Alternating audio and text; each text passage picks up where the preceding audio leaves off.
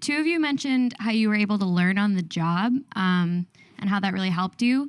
But increasingly, that's not really a thing that always happens in the industry anymore. I'm at CUNY Graduate School of Journalism, and many of my colleagues came and were working journalists and came to grad school because they weren't able to learn on the job. So do you have any tips for finding mentors and I guess being able to help professionally develop yourself while in the industry?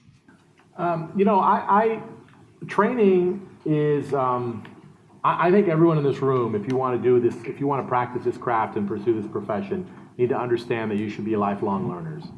Being a lifelong learner, being intellectually curious at all times is what I think leads to people discovering, right? And I think it's at the heart of journalism is the idea of discovery. So I have a couple pieces of advice. One is, if you're not getting training, you got to go find it yourself in some cases. I think a lot of times, and this isn't directed at you, but a lot of times people are waiting for permission or waiting for some program to come down from on high. And a lot of mentorship programs are out there. Some of them work, some of them do not. So I think you got to do a lot of this legwork yourself, I believe.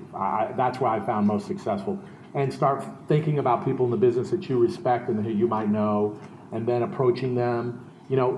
The best approach to finding a mentor is organic, in my opinion. If you just go up and say, "Hey, will you be my mentor?" It's like, I don't even know you. It's like, no, I don't know.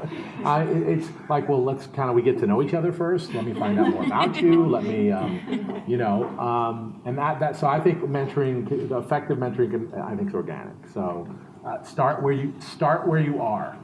Look around CUNY, look around you have professors at CUNY who are also professionals, is that a start?